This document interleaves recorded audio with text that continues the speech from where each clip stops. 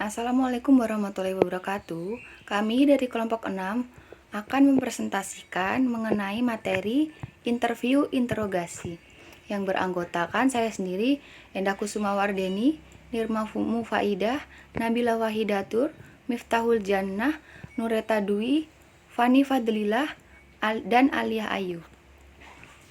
Wawancara merupakan sesuatu yang sering dilakukan oleh auditor dalam menjalankan tugas audit dan merupakan salah satu teknik dalam pengumpulan keterangan, memahami objek pemeriksaan, menguji keterangan yang telah didapatkan sebelumnya, melengkapi keterangan yang lainnya, dan tujuan-tujuan lainnya dari wawancara tersebut. Wawancara dan interogasi merupakan satu teknik dan alat investigasi yang sangat penting dan tidak dapat dipisahkan. Permasalahan lainnya sering kita jumpai di Indonesia adalah penggunaan kekerasan dan intimidasi dalam melakukan wawancara dan interogasi. Penyidik menggunakan taktik ini untuk memaksa pengakuan dari pelaku. Hal ini sangat keliru. Yang pertama, penelitian di Amerika Serikat menunjukkan bahwa pengakuan terdakwa dapat diperoleh tanpa kekerasan. Yang kedua, ketika menyaksikan banyaknya pengakuan tersangka dalam berita acara pemeriksaan yang kemudian dibantahnya dalam persidangan pengadilan. Yang ketiga, pengakuan tersangka hanyalah salah satu alat bukti. Itu pun harus ada penyesuaian dengan unsur pembuktian yang ada pada bukti lainnya. Sementara itu, penggunaan kekerasan fisik dalam penyelidikan kasus kejahatan kerah putih atau white collar crime dan kasus-kasus tidak pidana korupsi di Indonesia tidak terdengar. Perilaku penyimpangan dari penyidik dalam kasus kejahatan kerah putih lazimnya berupa pemerasan.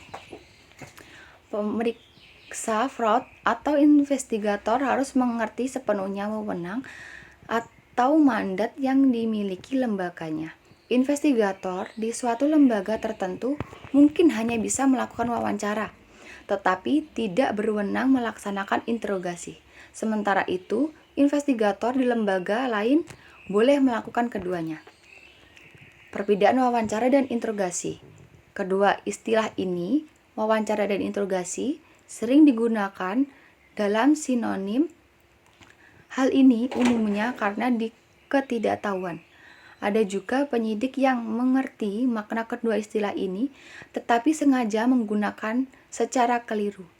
Misalnya, untuk memberi kesan kepada majelis hakim bahwa ia tidak menggunakan kekerasan, maka ia menggunakan istilah wawancara pada istilah interogasi, lebih tepat menggambarkan tidak pemeriksaan atau investigasinya. Untuk ciri-ciri sistem wawancara, yang pertama, wawancara bersifat netral, tidak menuduh, dengan cara dan dana yang tidak bersifat menuduh. Investigator dapat mengembangkan hubungan yang menimbulkan rasa percaya dan hormat dengan orang yang diwawancarainya. Lanjutan dari slide selanjutnya, yaitu yang ketiga, wawancara dapat dilakukan dalam berbagai lingkungan atau suasana. Pemeriksa terkadang mempunyai peluang menemui orang itu di kantornya atau dalam perjalanan semisal jalan kaki dari tempatnya makan siang, di sudut jalan, dalam mobil, dan lain-lain. Memang idealnya wawancara meskipun semua informasi belum diperolehnya. Yang keempat, yaitu wawancara harus bersifat cair, tidak terstruktur, dan bisa melompat dari satu pokok ke pokok pembicaraan lain. Sebelum wawancara dimulai, pemeriksa mempunyai gambaran mengenai informasi apa yang ingin dikumpulkannya. Namun, ia juga tidak boleh kaku. Secara kreatif, ia harus mengembangkan pertanyaan atas informasi yang diterimanya selama wawancara berlangsung. Untuk yang kelima, investigator harus mempunyai catatan mengenai wawancara formal atau formal interview yang dilakukannya. Wawancara formal adalah wawancara yang dilakukan dalam lingkungan terkendali atau control information, mencatat mempunyai beberapa kegunaan. Untuk selanjutnya adalah ciri-ciri suatu interogasi. Kamus Besar Bahasa Indonesia menyatakan interogasi adalah pernyataan atau pemeriksaan terhadap seseorang melalui pertanyaan lisan yang bersistem. Yang pertama, interogasi bersifat menuduh. Yang kedua, interogasi dilakukan dengan persuasi yang aktif. Dan yang ketiga, tujuan interogasi adalah mengakui yang sebenarnya, artinya apa yang sebenarnya terjadi. siapa yang sebenarnya melakukan, berapa jumlah atau nilai fraud sebenarnya, dan seterusnya. Untuk yang keempat, interogasi juga sering berakhir dengan pengakuan bersalah oleh pelaku. Pada contoh ini, keberhasilan interogasi bukan diwujudkan dalam pengakuan bersalah, melainkan dalam mengetahui siapa yang sebenarnya bersalah. Untuk yang kelima, interogasi dilakukan dalam lingkungan yang terkontrol atau terkendali. Controlled environment, bukan di sembarang tempat. Taktik persuasi yang digunakan memerlukan lingkungan yang ada privasi, tidak terganggu orang lain yang lalu lalang, dan bebas dari halangan lain, seperti suara bising tempat umum. Interogasi hanya dilakukan sesudah investigator mempunyai keyakinan yang memadai mengenai salah satu seseorang. Investigator tidak boleh membuat catatan sampai sesudah tertuduh menceritakan yang sebenarnya dan berketetapan hati atau committed atau tidak bersinggut dari posisi itu. Manfaat melakukan wawancara sebelum interogasi.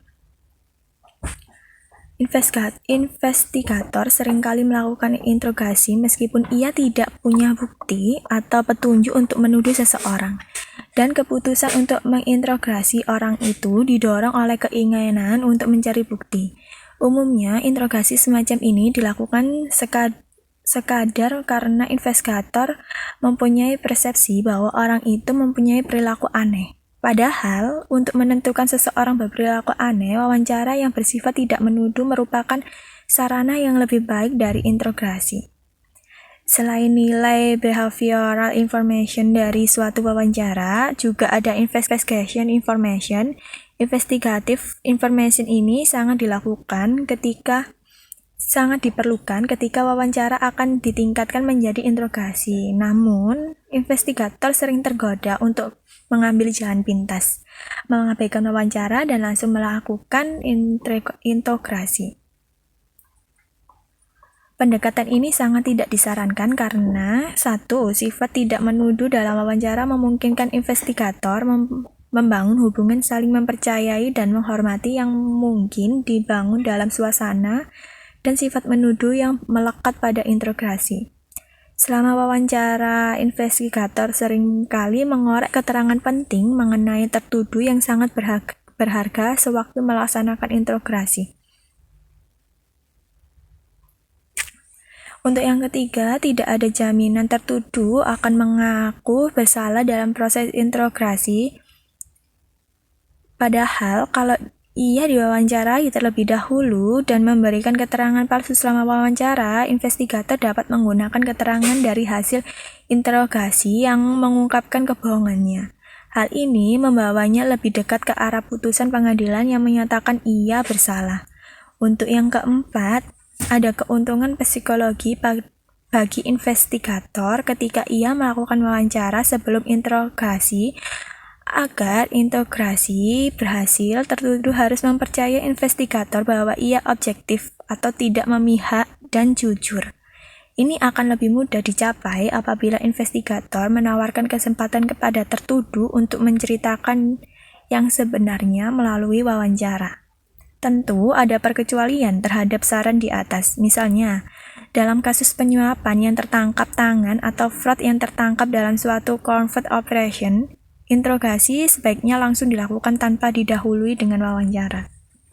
Interogasi adalah suatu upaya yang dilakukan oleh pihak tertentu untuk meminta keterangan kepada seseorang menyangkut kesaksian orang tersebut terhadap pihak lain dan atau dirinya sendiri mengenai suatu aktivitas yang melibatkan pihak lain tersebut dan atau dirinya sendiri. Orang yang melakukan interogasi disebut investigator. Sebelum melakukan interogasi, investigator sudah harus mengetahui cara mendalam semua investigative information yang relevan tentang kejahatan tersebut, termasuk informasi dari saksi-saksi, informasi mengenai bagaimana kejahatan tersangkanya terungkap, serta informasi latar belakang mengenai tersangka yang akan diinterogasi. Tujuan interogasi adalah mencari kebenaran. Interogasi bisa berakhir dengan dilepasnya tersangka dari sangkaan apabila ia memang tidak bersalah. Sukses dari suatu interogasi tergantung pada kejelian investigator untuk mengenali situasi sehingga ia menerapkan prosedur yang tepat untuk langkah yang sedang dijalani. Pertanyaannya tepat dan cerdas, serta momentum dan dinamika dapat dipertahankan. Interogasi hanya dilakukan sesudah investigator mempunyai keyakinan yang memadai mengenai salahnya seseorang. Investigator harus mempunyai alasan untuk percaya bahwa seseorang telah berbohong. Interogasi juga sering berakhir dengan pengakuan bersalah oleh pelaku. Keberhasilan interogasi diwujudkan dalam pengakuan bersalah, melainkan dalam mengetahui siapa yang sebenarnya bersalah. Langkah-langkah saat interogasi. Yang pertama, direct positive confrontation. Pada awal interogasi, tersangka mengamati investigator secara saksama. Ia menilai apakah investigator yakin bahwa ia bersalah tanpa keraguan sedikit pun. Investigator menembakkan sangkaannya secara langsung atau direct dan mengkonfrontasi tersangka secara tegas. Yang kedua adalah interrogation them. Tersangka yang bersalah sudah membuat atau mencari pembenaran sebelum atau ketika ia melakukan kejahatan. Pertanyaan investigator yang berisi tema tertentu langsung ditangkap tersangka yang bersalah.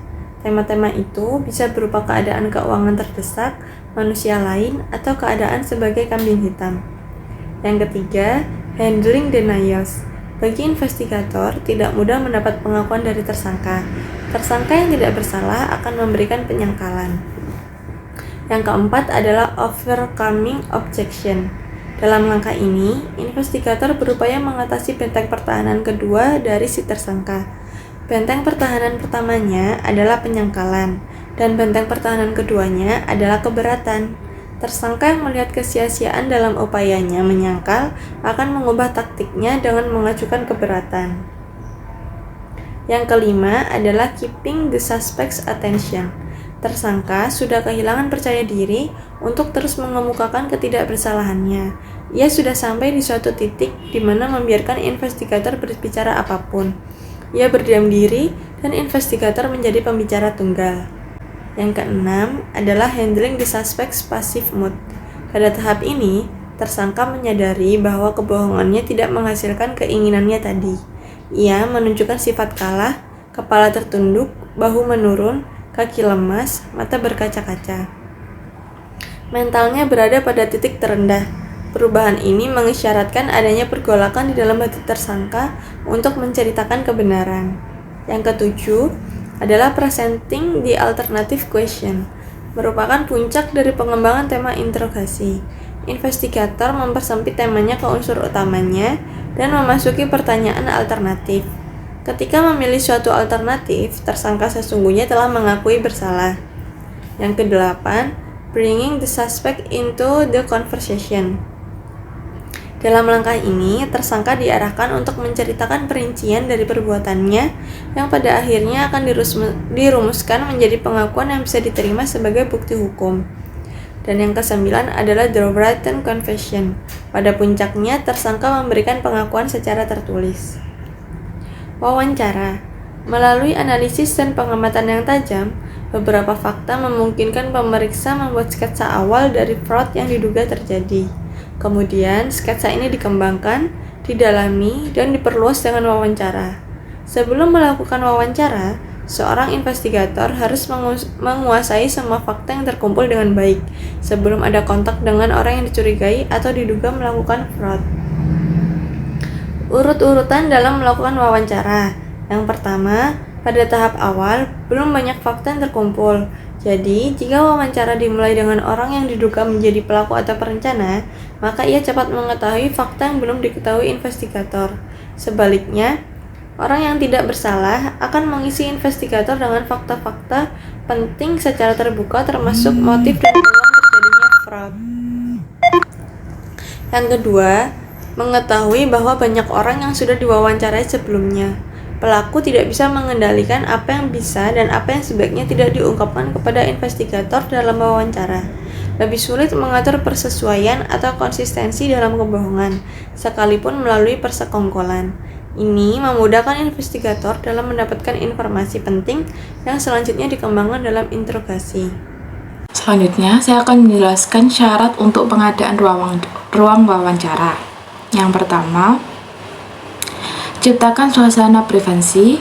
Kedua, pintu ruangan harus tidak berkunci dan tidak boleh ada penghalang. Ketiga, hilangkan segala sesuatu yang bisa mengganggu. 4. Penerangan ruangan harus cukup. 5. Meminimalkan kebisingan dalam ruangan. 6. Kursi kedua belah pihak berjarak 1,5 meter. Dan ketujuh, mempunyai ruangan wawancara yang berbeda untuk keperluan yang berbeda, seperti ruang tersangka, ruangan dengan cermin satu arah, dan sebagainya. Selanjutnya yaitu Behavior Symptom Analysis atau BSA dan saluran komunikasi. Secara harfiah, Behavior Symptom Analysis dapat diterjemahkan sebagai analisis gejala perilaku. Ada beberapa tingkat atau saluran komunikasi. Makna sebenarnya dari ucapan-ucapan seseorang diperkuat atau diubah oleh berbagai saluran tadi, seperti kegagapan, sikap tubuh, gerak tangan, mimik wajah, dan atau nada suara. Sejak tahun 1942, John Reid yang merupakan pionir dalam BSA merekam secara sistematis gejala perilaku dari semua tersangka yang diperiksa dengan alat untuk mendeteksi kejahatan dari kepolisian Chicago. Ia membandingkan BSA dengan hasil poligraf. Dalam tahun 1990-an, Reid meraih 2 hadiah pemerintah federal untuk meneliti secara khusus perbedaan antara perilaku tersangka yang menceritakan kebenaran dan kebohongan di luar lingkup pemakaian poligraf. Penelitian ini dibiayai oleh The National Security Agency sehingga sebagai the NSA Study. Pada penelitian ini menunjukkan adanya tiga tingkatan atau saluran yang digunakan untuk berkomunikasi, yaitu yang pertama, verbal channel adalah ucapan yang keluar dari mulut seseorang, pilihan kata dan suasana kata-kata yang digunakan untuk mengirimkan pesan. Kedua, paralingual channel adalah ciri-ciri percakapan di luar ucapan. Dan yang ketiga, nonverbal channel adalah sikap tubuh, gerak tangan, dan mimik wajah. Selanjutnya, verbal behavior.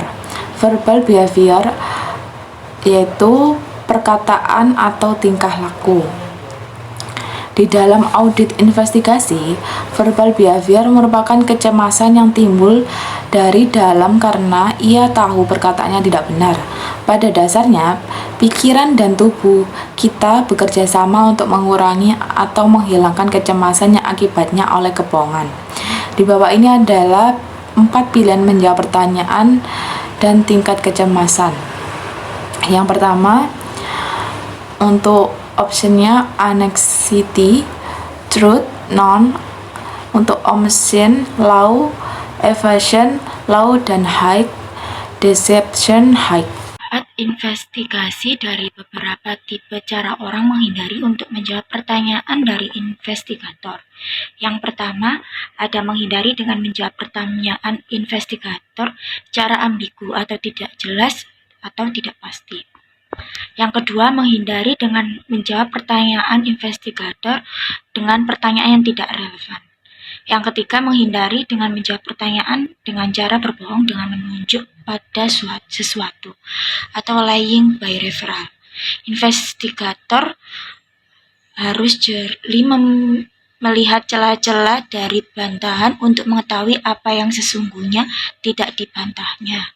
Subjek jujur akan menyampaikan jawaban dengan percaya diri. Subjek yang berbohong mengimbui keterangannya dengan catatan-catatan tertentu.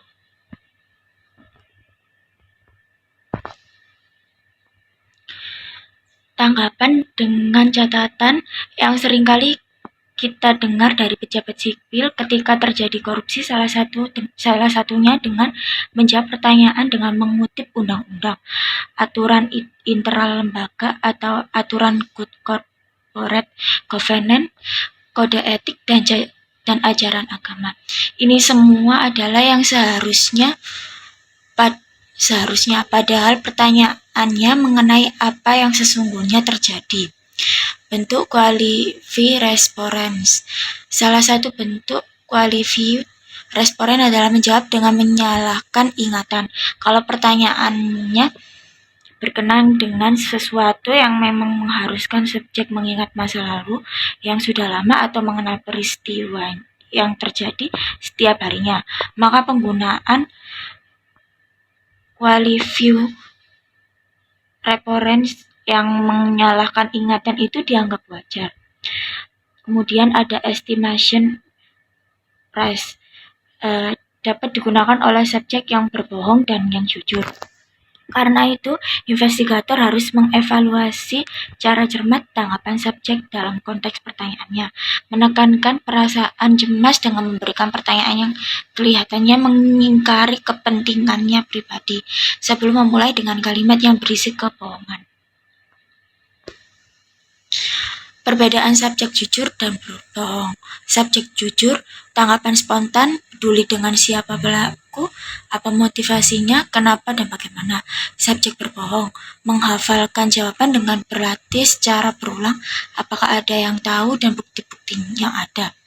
Ada dua verbal behavior yang mencerminkan latihan yang diulang-ulang.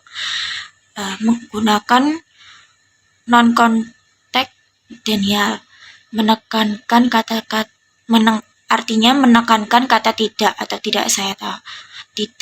atau saya tidak tahu. Kemudian ada menggunakan listing, artinya membuat daftar beberapa kemungkinan seperti pertanyaan saya, kedua saya, dan lain sebagainya. Saya akan melanjutkan materi berikutnya, yakni ciri-ciri percakapan tertentu yang perlu diketahui investigator. Yang pertama, respon latensi atau masa atau periode keheningan. Respon latensi menunjukkan rentang waktu antara kata terakhir dari pertanyaan investigator dengan kata pertama dari jawaban subjek. Contohnya, yaitu mengulang pertanyaan dan jawaban. Yang kedua, early response. Jawaban lebih awal. Umumnya, jawaban lebih awal merupakan reaksi dari subjek yang jujur dan terlanjur gugup pada awal wawancara. Subjek yang jujur akan mengulangi jawaban yang lebih awal tadi saat investigator menyelesaikan pertanyaannya. Respon length atau panjangnya jawaban. Penelitian menunjukkan bahwa subjek yang jujur memberikan jawaban yang lebih panjang dari subjek yang berbohong. Contohnya, jujur, tanggal sekian uang kas dibawa, bla bla bla. Ketika saya bla bla bla, uangnya hilang, bla bla bla. Saya tidak tahu, bla bla bla. Bohong, uang dipegang, anak hilang. Kita yang wawancarai. Selanjutnya, respon delivery atau penyampaian jawaban. Penyampaian jawaban terlihat dari kecepatan, tinggi rendahnya nada, dan kejelasan. Ketika subjek mengungkapkan emosinya secara jujur, rate dan pitch akan meningkat. Selanjutnya, continuity of the response atau kelanjutan dari jawaban. Jawaban jujur mengalir dengan bebas, merupakan tanggapan yang spontan dan apa adanya. Jawaban mengalir sebagai satu alur pikir, satu kalimat disusul dengan kalimat yang lain, sambung menyambung, dan tidak meloncat-loncat dari saat alur ke alur lainnya. Sebaliknya, dalam jawaban dari subjek yang bohong, ada perilaku berhenti kemudian jalan seperti itu. Selanjutnya, erasure behavior atau perilaku penghapusan. Dalam pencakapan sehari-hari, seseorang mengatakan sesuatu yang kedengarannya mungkin tidak menyenangkan bagi lawan bicaranya. Gerakan alis dan senyum dalam percakapan mempunyai efek menghapus konotasi yang tersirat dalam ucapannya. Contohnya, I mengatakan, apakah Anda menggelapkan uang 25 juta itu? Lalu S menjawab, tidak, sambil tertawa. Nonverbal behavior, menggunakan gerak tubuh atau tindakan dalam menyampaikan apa yang ia rasakan. Perilaku nonverbal cukup rumit untuk dievaluasi karena sering menimbulkan interpretasi yang keliru, dan evaluasinya harus dilakukan dalam konteks isi atau substansi verbal yang disampaikan pembicara atau subjek. Verbal ada 4, yaitu yang pertama adalah postur. Nah, yang gambar sebelah kiri merupakan orang dengan postur saat mengatakan perkataan yang jujur. Postur tubuhnya tegak, searah dengan investigator saat berbicara, dan duduknya dengan santai dan nyaman. Bisa dilihat dari ketiga gambar tersebut, postur dari si subjek ini tidak banyak berubah, artinya juga langsung menatap ke investigator, ke depan lah istilahnya. Terus yang sebelah kanan yaitu adalah contoh postur saat ia berbohong, yaitu menjauhi investigator, menyembunyikan kaki di bawah kursi, menyilangkan tangan di depan dada dengan ketat, dan gelisah sehingga posisinya berubah-ubah. Jadi orang yang berbohong cenderung posisinya saat menjawab pertanyaan investigator itu berubah. Jadi dari kanan ke kiri seperti gelisah lah.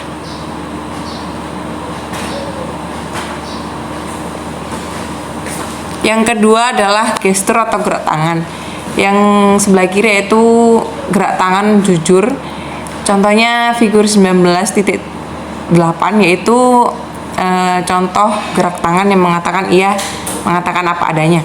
Yang figur 19.9 yaitu handshrug atau seakan-akan ingin mengatakan terserah karena dia memang sudah berkata dengan jujur.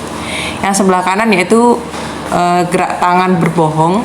Contohnya 19.10 gerakan mengada-ngada, artinya deception adapter behavior.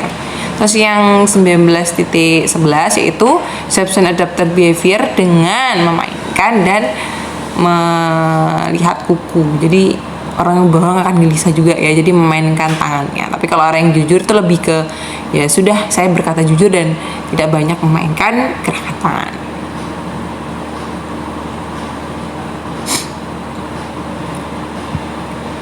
Slide yang ketiga adalah gestur gerak kaki. Ketika subjek menyilangkan satu tungkai pada yang lain, ia mungkin menghentakkan satu kakinya ke tanah. Nah, kalau hal ini sering terjadi, ini adalah tanda dari kecemasan. Ini berarti subjek berbohong. Namun, perubahan dalam hentakan kaki, misalnya dalam hal memulai atau mengakhiri gerakan secara mendadak, seiring dengan jawaban atas suatu pertanyaan, bisa merupakan indikasi subjek berbohong. Nah, ini berlangsung 1 atau 2 detik, kemudian ia kembali ke gerak kaki yang normal. Menampakkan kaki dan mendorong punggung ke sandaran kursi, bisa juga disertai kursi berpijak pada 2 kaki di belakangnya. Ini adalah sikap yang menunjukkan subjek berbohong. Sikap yang dilakukannya sesaat sebelum atau selama menjawab suatu pertanyaan.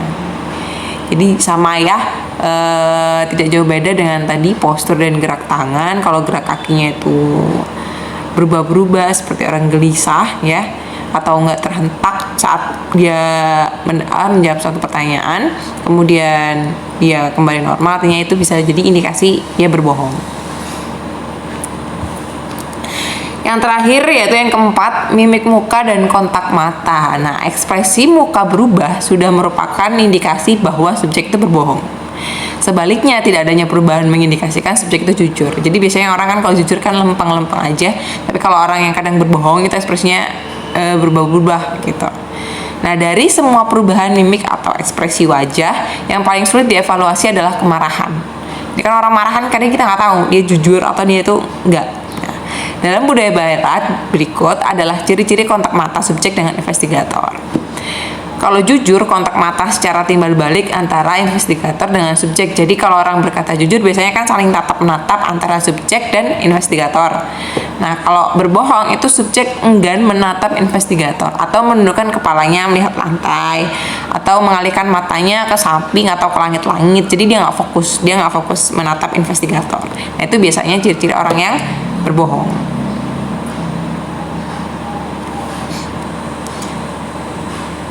Selanjutnya adalah sama mimik muka dan kontak mata. Berikut adalah 5 pedoman yang harus diperhatikan ketika menilai kontak mata untuk menentukan jujur atau berbohong. Yang pertama, investigator perlu mempertimbangkan kerusakan mata, misalnya tatapan mata jereng, gangguan emosi, rasa rendah diri.